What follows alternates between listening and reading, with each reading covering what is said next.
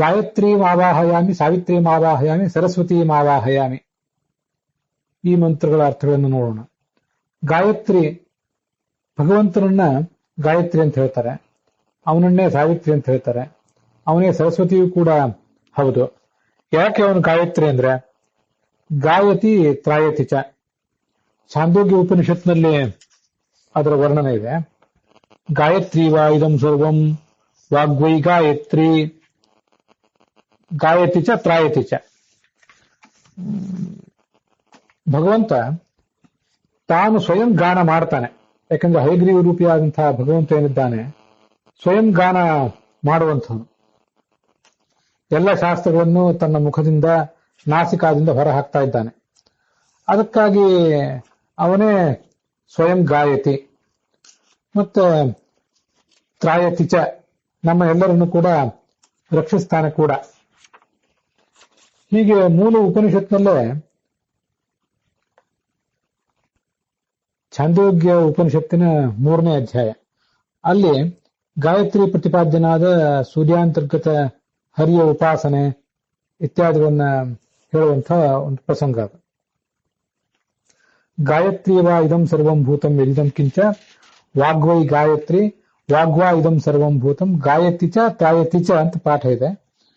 ಅದು ಪಾಠಾಂತರದ ಪ್ರಕಾರ ಗಾಯತಿ ಚ ತ್ರಾಯತೇ ಚ ಅಂತ ಹೀಗೆ ಹೇಳ್ತಾರೆ. ಕೆಲವು ಕಡೆ ಪಾಠಗಳಲ್ಲಿ ಗಾಯತಿ ತ್ರಾಯತಿ ಚ, ಸ್ವಯಂ ತಾನು ಗಾನ ಮಾಡ್ತಾನೆ ಮತ್ತೆ ಜಗತ್ತನ್ನು ರಕ್ಷಿಸ್ತಾನೆ. ಈ ಎರಡು ಕಾರಣಗಳಿಂದಾಗಿ ಅವನನ್ನ ಗಾಯತ್ರಿ ಅಂತ ಹೀಗೆ ವರ್ಣಿಸ್ತಾರೆ. ಇದಲ್ಲದೆ ಗಾಯಂತಂ ತ್ರಾಯತೆ, ಯಾರು ಈ ಭಗವಂತನನ್ನು ಕುರಿತು ಗಾನ ಮಾಡ್ತಾರೆ, ಅವನ ಸ್ತೋತ್ರ ಮಾಡ್ತಾರೆ, ಅಂಥವರನ್ನ ರಕ್ಷಿಸ್ತಾನೆ. ಆದ್ರಿಂದಲೂ ಕೂಡ ಇವನು ಗಾಯತ್ರಿ ಆಗಿದ್ದಾನೆ. ಗಾಯತ್ರಿ ತ್ರಾತಿ ಗಾಯಕಾನ್, ಇದು ಗೀತಾ ತಾತ್ಪರ್ಯ 10ನೇ ಅಧ್ಯಾಯ. ಗಾಯತ್ರಿ ಛಂದಸಾಮಹಂ ಅಂತ ಏನು ಭಗವದ್ಗೀತಾ ಶ್ಲೋಕ ಇದೆ, ಅದನ್ನು ವ್ಯಾಖ್ಯಾನಿಸುವ ಭಾಗ ಅದು. ಗಾಯಕರಾದಂತಹ ಸಾಧಕರೇನಿದ್ದಾರೆ ಅವರನ್ನ ಈ ಭಗವಂತ ರಕ್ಷಿಸ್ತಾನೆ. ಹೀಗೆ 2 ಕಾರಣಗಳಿಂದ ಆತ ಗಾಯತ್ರಿ ಅಂತ ಕರೆಸಿಕೊಂಡಿದ್ದಾನೆ.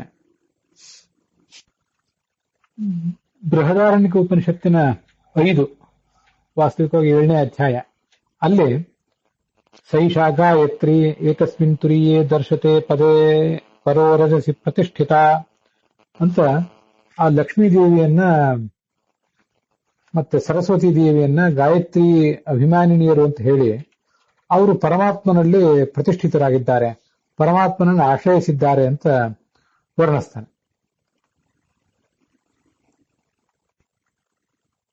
ಏವಮು ಏಷಾ ಗಾಯತ್ರಿ ಅಧ್ಯಾತ್ಮಂ ಪ್ರತಿಷ್ಠಿತ ಸಾ ಹೈಷಾ ಗಯಾನ್ ತತ್ರೆ ಪ್ರಾಣಾ ವೈ ಗಯಾಃ ತತ್ ಪ್ರಾಣಾನ್ ತತ್ರೆ ತದ್ಯತ್ ಗಯಾಸ್ತತ್ರೆ ತಸ್ಮಾತ್ ಗಾಯತ್ರಿ ನಾಮ ಸಾಯಾ ಅಮೂಮೇಂ ಸಾ ಏವ ಅಮೂಂ ಸಾವಿತ್ರಿ ಮನ್ವಾಹ ಏಷೈವ ಸ ಯಸ್ಮಾ ಅನ್ವಾಹ ತಸ್ಯ ಪ್ರಾಣಾನ್ ತ್ರಾಯತೆ.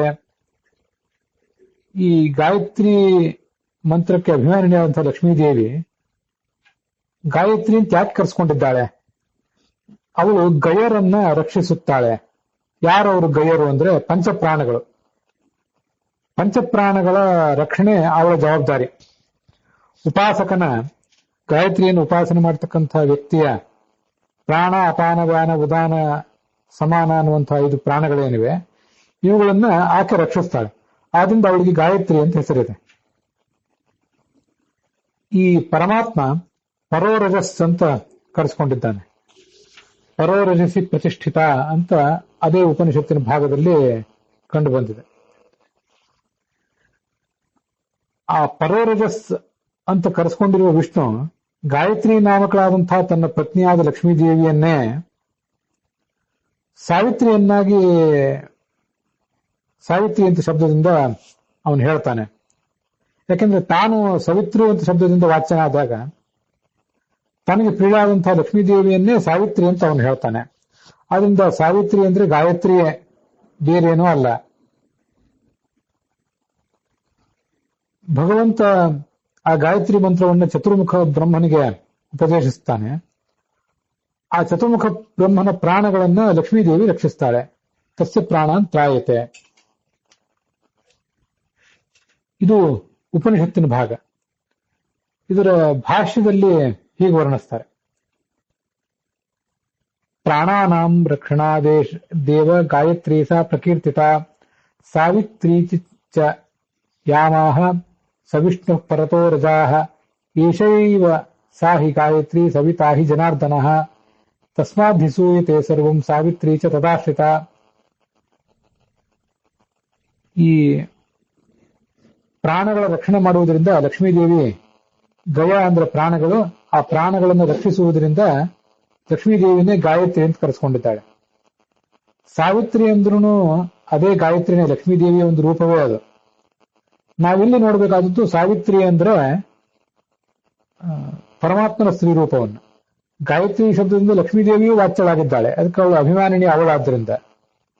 ಅಭಿಮಾನಿನೀತು ಗಾಯತ್ರ್ಯಾ ಮುಖ್ಯಾಶ್ರೀ ಸಂಪ್ರಕೀರ್ತಿತ. ಗಾಯತ್ರಿ ಮಂತ್ರಕ್ಕೆ ಮುಖ್ಯಾಭಿಮಾನಿನಿ ಲಕ್ಷ್ಮೀದೇವಿಯೇ. ಚತುರ್ಮುಖ ಬ್ರಹ್ಮನ ಪತ್ನಿಯಾದಂತಹ ಸರಸ್ವತೀ ದೇವಿ ಅವಳು ಅದರ ಮುಖ್ಯಾಭಿಮಾನಿನಿ. ಹೀಗೆ ಗಾಯತ್ರಿ ಶಬ್ದದಿಂದ ಲಕ್ಷ್ಮೀದೇವಿ ವಾಚ್ಯಳಾಗಿದ್ದಾಳೆ. ಅವಳ ಅಂತರ್ಯಾಮಿ ಆದಂತಹ ಭಗವಂತನ ಸ್ತ್ರೀರೂಪವೂ ಗಾಯತ್ರಿ ಶಬ್ದದಿಂದ ವಾಚ್ಯವಾಗಿದೆ. ಮತ್ತು ಹಾಗೇನೆ ಸಾವಿತ್ರಿ ಎಂಬ ಶಬ್ದದಿಂದಲೂ ಕೂಡ ಲಕ್ಷ್ಮೀದೇವಿಯೇ ವಾಚ್ಯಳಾಗಿದ್ದಾಳೆ. ಮತ್ತೆ ಆ ಲಕ್ಷ್ಮೀದೇವಿಯಲ್ಲಿ ಅಂತರ್ಗತವಾದಂತಹ ಭಗವಂತನ ರೂಪಕ್ಕೇನೆ ಸಾವಿತ್ರಿ ಅಂತ ಹೆಸರನ್ನು ಹೇಳ್ತಾರೆ. ಸವಿತಾ ಅಂದ್ರು, ಸಾವಿತ್ರಿ ಅಂದ್ರು. ಸವಿತ್ರಿ ಇಲ್ಲಿ ಬಂದಿಲ್ಲ, ಅದು ಸವಿತ್ರಿ ಅಂದ್ರೂ ಅರ್ಥ ಒಂದೇ. ನಮಗೆ ಸಂಸ್ಕೃತದಲ್ಲಿ ಸವಿತ್ರಿ ಅಂದ್ರೆ ತಾಯಿ ಅನ್ನೋ ಅರ್ಥದಲ್ಲಿ ಪರಿಚಯ ಇದ್ದೇ ಇದೆ. ಸವಿತ್ರಿ ಅದೇ ಸಾವಿತ್ರಿ ಆಗಿದೆ ಅಷ್ಟೆ. ಶೂಂ ಪ್ರಾಣಿಗರ್ಭ ವಿಮೋಚನೆ, ಶೂ ಪ್ರಸವೆ ಅಂತ ಈಗ ಧಾತು. ಯಾವಳು ತನ್ನ ಹೊಟ್ಟೆಯಿಂದ ತನ್ನ ಸಂತಾನವನ್ನ ಹೊತ್ತು ಹೆರತಾಳೋ ಅವಳಿಗೆ ಸವಿತ್ರಿ ಅಂತ ಹೇಳ್ತಾರೆ. ಸವಿತ್ರಿ ಅಂತ ಅನ್ನೋದು ತಾಯಿ ಅನ್ನೋ ಅರ್ಥದಲ್ಲಿ ಕೋಶಗಳೆಲ್ಲ ಪ್ರಸಿದ್ಧವೇ. ಸವಿತ್ರಿನೇ ಸಾವಿತ್ರಿ. ಆ ಇದನ್ನ ಸಾ ಅಂತ ದೀರ್ಘವಾಗಿ ಹೇಳಲಿಕ್ಕೆ, ಉಳಿದೆಲ್ಲ ತಾಯಂದರಿಗಿಂತ ಹೆಚ್ಚು ಕಾಲ ಹೊತ್ತು ಹೆಚ್ಚು ಉತ್ಕೃಷ್ಟವಾಗಿ ಹೆರುವುದರಿಂದ ಅವಳಿಗೆ ಸಾವಿತ್ರಿ ಅಂತ ಹೆಸರು. ಹೀಗೆ ಆಕಾರವನ್ನಾಗಿ ದೀರ್ಘವನ್ನಾಗಿ ಮಾಡ್ಕೊಳ್ಳಿಕ್ಕೆ ಪ್ರಯೋಜನ ಏನು? ಆ ಒಂದು ವೈಶಿಷ್ಟ್ಯವನ್ನು ತೋರಿಸುವುದೇ ಪ್ರಯೋಜನ. ಉಳಿದ ತಾಯಂದಿರಿಗಿಂತ ಹೆಚ್ಚುಗಾರಿಕೆಯನ್ನು ತೋರಿಸುವುದೇ ಪ್ರಯೋಜನ. ಅವನಿಂದಲೇ ಜಗತ್ತು ಹುಟ್ಟುತ್ತದೆ. ಸೂತೆ ಪರಮಾತ್ಮ ಈ ಜಗತ್ತನ್ನ ಹೆರ್ತಾನೆ. ತಸ್ಮಾದ್ಧಿ ಸೂಯತೆ ಸರ್ವಂ. ಭಾಗವತ ತಾತ್ಪರ್ಯದಲ್ಲಿ ಉದಕಂ ವಾಯುನಾ ಶುಷ್ಕಂ ಭಿನ್ನಂ ಪದ್ಮ ಅಭೂದ್ಧರೇಹೆ ಅಂತ ಆ ಭಗವಂತನನ್ನ ನಾಭಿ ಕಮಲದಿಂದ ಪದ್ಮ ಹೇಗೆ ಹೊರಗೆ ಬಂತು ಅಂತ ಅನ್ನೋದನ್ನು ವರ್ಣಿಸ್ತಾರೆ. ಪರಮಾತ್ಮನ ಗರ್ಭದ ಒಳಗೆ ನೀರಿತ್ತು. ಆ ನೀರು ವಾಯುವಿನ ಮೂಲಕ ಶುಷ್ಕ ಆಯಿತು, ಅದು ಘನೀಭೂತ ಆಯಿತು. ಉದಕಂ ವಾಯುನಾ ಶುಷ್ಕಂ, ಅದು ಅರಳಿ ಪದ್ಮವಾಯಿತು. ಭಿನ್ನಂ ಪದ್ಮಂ ಅಭೂದ್ಧರೇಹೆ. ಹೀಗೆ ಆ ಪದ್ಮ, ಬ್ರಹ್ಮಾಂಡದ ಸ್ವರೂಪವಾದಂತಹ ಪದ್ಮ, ಅದು ಭಗವಂತನ ನಾಭಿಕಮಲದಿಂದ ಹೊರಗೆ ಬಂದದ್ದೇನಿದೆ, ಅದಲ್ಲದೆ ಉಳಿದೆಲ್ಲಾ ಜೀವರು ಕೂಡ ತಸ್ಯ ಉದರಸ್ಥ ಜಗತ ಅಂತ ನಾವು ನೋಡಿದ್ದೀವಲ್ಲ. ಆದ್ರಿಂದ ಅವನ ನಾಭಿಕಮಲದಿಂದ ಅವರು ಹೊರಗೆ ಬರುವುದೇನಿದೆ, ತಾಯಿಯ ಗರ್ಭದಿಂದ ಹೊರಗೆ ಬಂದಂತೆನೆ ಎಲ್ಲಾ ಜೀವರಿಗೂ ಕೂಡ. ಹೀಗೆ ಜಗತ್ತನ್ನ ಹೊತ್ತು ಹೆತ್ತಂಥ ತಾಯಿ ಅಂತ ವಿಶಿಷ್ಟವಾದಂಥ ರೂಪ ಅವನು. ಹೀಗೆ ಜಗತ್ತನ್ನ ಹೆರುವುದರಿಂದ ಅವನು ಸವಿತಾ ಅಂತ ಕರೆಸ್ಕೊಂಡಿದ್ದಾನೆ. ಸವಿತಾ, ಸವಿತಾರೋ, ಸವಿತಾರಹ.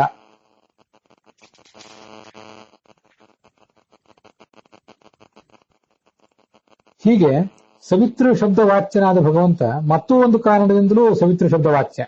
ಅದ್ಯಾವುದು? ಸವಿತೃ ಅಂದ್ರೆ ಸೂರ್ಯ. ಸೂರ್ಯ ಭಗವಂತನಿಗೆ ಶ್ರೇಷ್ಠವಾದ ಒಂದು ಪ್ರತೀಕ. ಆ ಸೂರ್ಯನೊಂದು ಪ್ರತೀಕದಲ್ಲೇ ನಾವು ಗಾಯತ್ರಿಯನ್ನು ಉಪಾಸಿಸ್ತೇವೆ ನಿತ್ಯ. ಹೀಗೆ ತಾನು ಜಗತ್ತನ್ನ ಹೆರುವುದರಿಂದಲೂ, ಸವಿತೃ ಶಬ್ದವಾಚ್ಯನಾದ ಸೂರ್ಯನನ್ನು ಪ್ರತೀಕವನ್ನಾಗಿ ಮಾಡಿಕೊಂಡಿರುವುದರಿಂದಲೂ ಸವಿತಾ ಅಂದ್ರೆ ಭಗವಾನ್ ನಾರಾಯಣ. ಆ ಸವಿತೃನಾಮಕ ಪರಮಾತ್ಮನ ಪತ್ನಿಯೇ ಸಾವಿತ್ರಿ.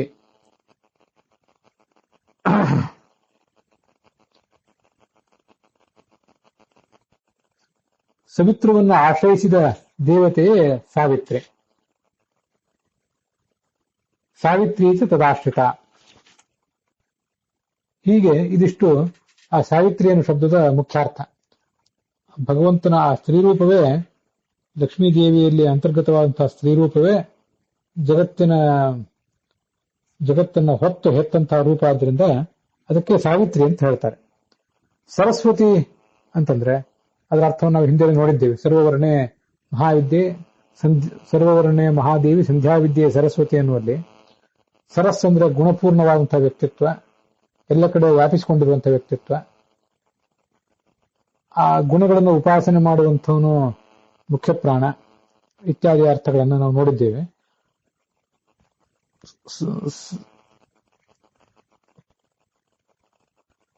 ಸರಸ್ವಾನ್ ಅಂದ್ರೆ ಮುಖ್ಯ ಪ್ರಾಣ, ಸರಸ್ವತಿ ಅಂತಂದ್ರೆ ಅದು ಆ ಮುಖ್ಯ ಪ್ರಾಣದ ಪತ್ನಿಯಾದಂತಹ ಭಾರತೀಯ ಸರಸ್ವತಿಯರನ್ನು ಹೇಳ್ತದೆ. ಪರಮಾತ್ಮನ ಸ್ತ್ರೀ ರೂಪವನ್ನು ಕೂಡ ಅದು ಹೇಳ್ತದೆ ಅಂತ ಋಗ್ಭಾಷ್ಯಕ್ಕೆ ಅನುಸಾರವಾಗಿ ಈ ಹಿಂದೆ ನೋಡಿದ್ದೇವೆ. ಆದ್ರಿಂದ ಸರಸ್ವತಿ ಶಬ್ದದ ಹೆಚ್ಚಿನ ಅರ್ಥವಿವರ ಇಲ್ಲಿ ಏನು ಬೇಕಾಗಿಲ್ಲ. ನಾವು ಕೇವಲ ಗಾಯತ್ರಿ ಮಾವಾಹಯಾಮಿ, ಸಾವಿತ್ರಿ ಮಾವಾಹಯಾಮಿ, ಸರಸ್ವತಿ ಮಾವಾಹಯಾಮಿ ಅಂತ ಇಲ್ಲಿ ಆ ಭಗವಂತನ ಸ್ತ್ರೀರೂಪಗಳನ್ನೇ ಆಹ್ವಾನಿಸ್ತಾ ಇದ್ದೇವೆ ಅಂತ ತಿಳಿದ್ರೆ ಸಾಕು.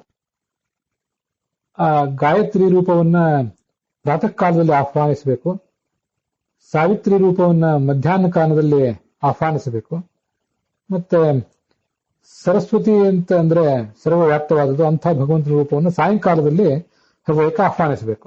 ಅಲ್ಲಿ ಬೆಳಗ್ಗೆ ಮಧ್ಯಾಹ್ನ ಸಾಯಂಕಾಲ ಅಂತ ಉಪನಿಷತ್ನಲ್ಲಿ ಏನೂ ಬಂದಿಲ್ಲ. ಆದರೂ ಕೂಡ ಪುರಾಣಾದಿಗಳ ವರ್ಣನೆ ಅನುಸಾರವಾಗಿ ಆ ಭಗವಂತ ಗಾಯತ್ರಿ ರೂಪದಲ್ಲಿ ಕೆಂಪಾಗಿರ್ತಾನೆ, ಮತ್ತೆ ಸಾವಿತ್ರಿ ರೂಪದಲ್ಲಿ ಬಿಳಿ ಬಣ್ಣದವನಾಗಿರ್ತಾನೆ, ಸರಸ್ವತಿ ರೂಪದಲ್ಲಿ ಆತ ಕಪ್ಪಾಗಿರ್ತಾನೆ ಅಂತ ಹೀಗೆ ವರ್ಣನನ್ನು ಕಂಡು ಬರುತ್ತದೆ. ಹೀಗೆ ಗಾಯತ್ರಿ, ಸಾವಿತ್ರಿ ಮತ್ತು ಸರಸ್ವತಿಗಳನ್ನ ಕ್ರಮವಾಗಿ ಬೆಳಗ್ಗೆ ಮಧ್ಯಾಹ್ನ ಮತ್ತು ಸಾಯಂಕಾಲದ ಸಂದರ್ಭಗಳಲ್ಲಿ ಆಹ್ವಾನಿಸಬೇಕು. ಇದಿಷ್ಟು ಗಾಯತ್ರಿ ಮಾವಾಹಯಾಮಿ, ಸಾವಿತ್ರಿ ಮಾವಾಹಯಾಮಿ, ಸರಸ್ವತಿ ಮಾವಾಹಯಾಮಿ ಅನ್ನೋದರ ಒಂದು ವಿವರ. ಅಲ್ಲಿಗೆ ಈ ಭಾಗ ಸಮಾಪ್ತಿಯನ್ನು ಕಂಡಿದೆ.